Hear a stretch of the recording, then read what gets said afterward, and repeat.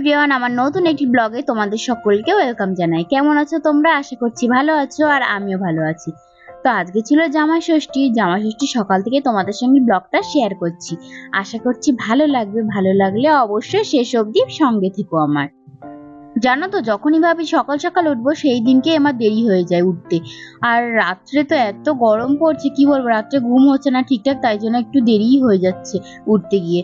তো আজকে 7টা বেজে গেছিল উঠতে, তাই তাড়াতাড়ি করে বিছনাটা তুলে নিয়েছিলাম। এবার জলগুলো ভরে নিচ্ছিলাম। আমাদের না দিনে 3-4 বার বেশি করে জল ভরতে হয়, কারণ গরম পড়েছিল, যা সবাই জলের টানও হচ্ছিল আর জলও শেষ হয়ে যাচ্ছিল।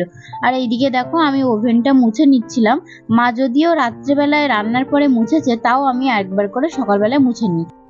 না মুছলে না ভালো লাগে না, কেমন যেন মনে হয় কি বাসি কাটিনি। আর এইদিকে দেখো, আমি ঘর বাড়ি সব ঝাড় দিয়ে দিচ্ছিলাম। এই দিকের ঘরগুলো না আমি ঝাড় দিই বেশিরভাগ, মাও দেয়। আর ওই পিছনের দিকে দুটো ঘর আছে, ওই ঘর দুটো মা ঝাড় দেয়।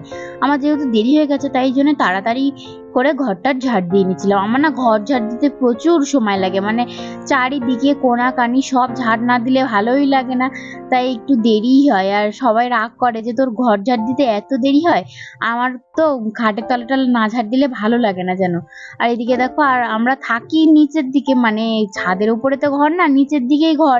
আর ধুলোবালি এত হয়, আর সোনা তো নোংরা করে বেশ ভালোই, বাইরে যায় একবার ঘরে আসে। ঘরটাও তেমন ভালোই নোংরা হয়। বাইরে কিন্তু কাদার কোনো অংশই নেই, তাও যে এত কেন ধুলো হয় কে জানে। আর এদিকে দেখো, রান্নাঘরের দিকটা আমি না মুছে নিচ্ছি। মানে রাত্রিবেলায় তো অত একটা ভালোভাবে এঁটো কাটা মোছা হয় না, মানে মোছা হয়, তাও এই দিকটাই রান্না বসাবে আবার, তাই জন্য ভালো করে এই বারান্দার দিকটা না মুছে নিই আমি। আমি জানি তোমাদের ব্লগটা দেখতে হয়তো অনেক বোরিং লাগছে, বা বোরিং লাগতেও পারে, কারণ কি বলতো, শহরে থাকি, শহরের ওপরে থেকে আর কি কি দেখাবো। এই ঘরে থাকা, ঘরের মধ্যে যা করা, রান্না বান্না খাওয়া দাওয়া এইসবই দেখানোর, তাছাড়া তো আর কিছু দেখানোর থাকে না। গ্রামে থাকলে যেমন মাছ ধরা জাল দিয়ে অনেক কিছুই দেখানো যায়, কিন্তু শহরের উপর কি দেখাবো বলো। এই দেখো, কথা বলতে বলতে আমার তো ঘর মোছা হয়ে গেছে, আর ওইদিকে আমি বাসনটা উপর দিয়েছি। মা বাসন মেজেছিল, সেগুলো আমি উপর দিয়ে দিলাম, কারণ দুপুরে না হলে অনেক কাজ পড়ে যাবে। আর এইদিকে বাবার কালকে রাত্রে যে দোকান থেকে বাড়ি এসে জামা কাপড় ছেড়েছিল, সেইগুলো ধুয়ে দিচ্ছে। আজকে না বেশি একটা জামা কাপড় ছিল না, মানে সবার, আমাদের বাড়িতে ছজনের কত যে জামা কাপড় বেরোয় সারাদিনে, কি বলবো। তো আজকে দেখলাম না বেশি না জামা কাপড় বেরোয়নি, শুধু বাবার জামা প্যান্ট গুলোই বেরিয়েছে, এগুলোই আমি ধুয়ে দিচ্ছিলাম। মাই ধোয়, তো আজকে ভাবলাম আমি ধুয়ে দিই একেবারে। আর এদিকে আমি ছাদে একটু আসলাম। আমি মনে হয় আজকে 1 মাস বাদে ছাদে উঠলাম, মানে ছাদে ওঠার সময়ই থাকে না, তো আজকে ভাবলাম অনেক আগে আগে কাজটা হয়ে গেল, তা ছাদে একটু ঘুরে আসি। আর দেখি ছাদে লেবুগুলো এখন বেশ ভরে গেছে গাছটা, আর একটু একটু ছোট ছোটও আছে, বড় বড়ও আছে, মানে পুষ্ট হয়নি এখনো। আর টবের গাছ তো, টবের গাছে একটু দেরি হয়। চলো ফ্রেশ হয়ে দেখা হচ্ছে।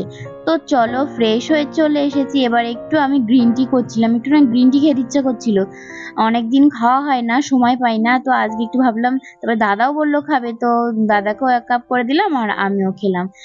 তারপরে এদিকে দেখি সোনা ঘুম থেকে উঠে গেছে, উঠে চুপ করে বসে আছে, তাই আমি একটু ভিডিও করলাম, কারণ ও তো এরকম চুপ করে বসে থাকে না।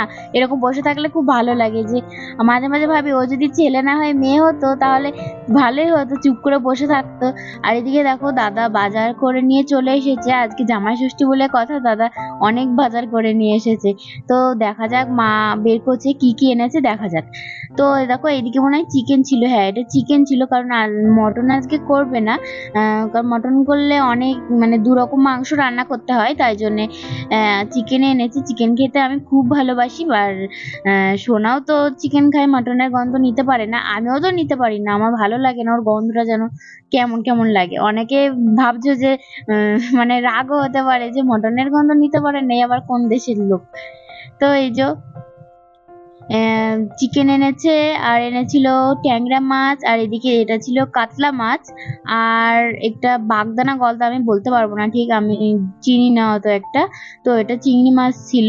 আর এদিকে সবজি বাজার করেছিল, আম কাঁঠাল শসা লেবু এই হেনা তেনা এইসব জিনিসই এনেছিল, কচুরমুখী টুকি, মানে যেগুলো লাগে আর কি, এইগুলোই এনেছিল।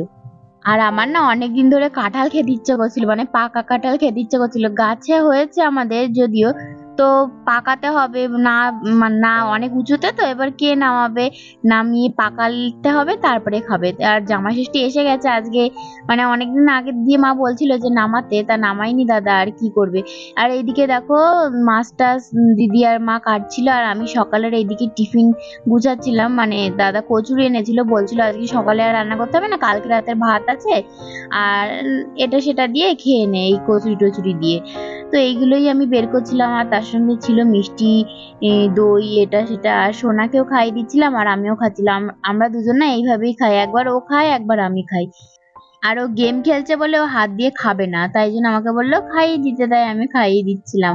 কেউ খারাপ ভেবো না, আমি কোলে করে খাচ্ছি, যদিও ভাত খাচ্ছিলাম না, এমনি কচুরি খাচ্ছিলাম তো তাই। আর এদিকে দেখো মা উনুন বানিয়েছে, এইটা এখানে একটা রান্নাঘর মতো হবে, তাই জন্যে মার অনেক ইচ্ছা যে কাঠের উনুনে রান্না করবে, মানে সবসময় করে প্রায়, ভাত টাত তরকারি মাঝে মাঝেই করে। মার মানে এত বলি যে গরমে রান্না করতে হবে না বাইরে, তাও মা বলেন যে না, ঘরে করব না, বাইরেই করব উনুনে। তাই দাদা এখানে একটা ছোট্ট রান্নাঘর মতো বানিয়ে দেবে। এদিকে মা রান্না করছে বাইরে, আর এদিকে দিদি আর আমি ঘরে একটা একটা করে তরকারি করে দেবো, তাহলে তাড়াতাড়ি হয়ে গেলে আর গরমে সবাইকে কষ্ট করতে হবে না। আমি মাছ ভাজছি দেখে দিদি বলছে তুই মাছ ভাজছিস, আজকে কোন দিক দিয়ে সূর্য ওঠেছে, মাছ ভাজা উঠবে তো, মানে আমি তো পারি না। আর এদিকে দেখো আমি ঘেমে স্নান করে গেছি, এমনি স্নান করতে পারলাম না, ঘেমে স্নান করে গেলাম। তো দেখো স্নান করে পুজো দিতে চলে এসেছি। দিনে যে কবার স্নান করি তার ঠিক নেই।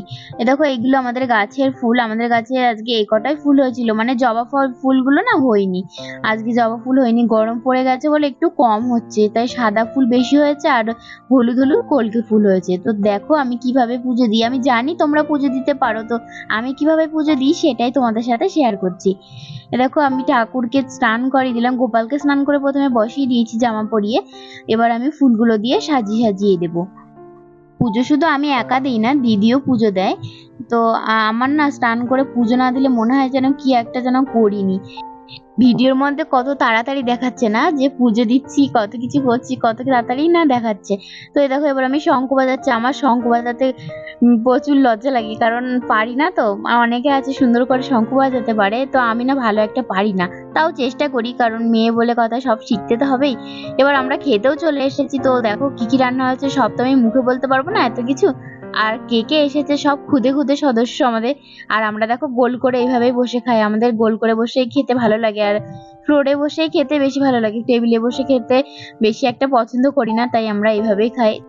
তো এইভাবেই কেটেছিল আমার আজকের দিনটা। তো কেমন লাগলো অবশ্যই আমাকে কমেন্ট করে জানিও, ভালো লাগলেও জানাবে আর খারাপ লাগলেও কমেন্ট করে অবশ্যই জানাবে। আর যদি তোমরা ইউটিউবে দেখে থাকো তো আমাকে একটা সাবস্ক্রাইব করে দিও, আর যদি ফেসবুকে দেখে থাকো তো পেজটিকে ফলো করে দিও প্লিজ। তো আজকের মতো এই অবধি, আবারও দেখা হচ্ছে কোনো নেক্সট ভিডিওতে। ততক্ষণ তোমরা সুস্থ থাকো, ভালো থেকো, বাই।